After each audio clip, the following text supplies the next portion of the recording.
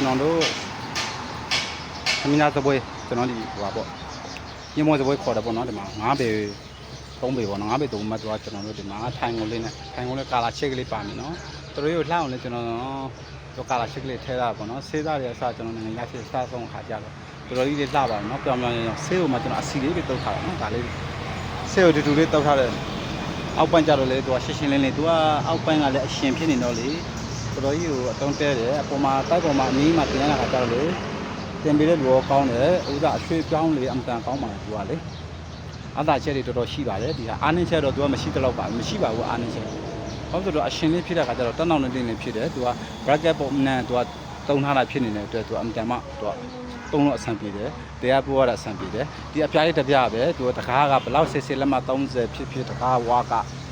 လက်မ20ဖြစ်ဖြစ်တပေဖြစ်ဖြစ်ထည့်လို့ရတယ်ပေါ့နော်ဒီတကွာရဒီစပွဲကိုပြောတာနော်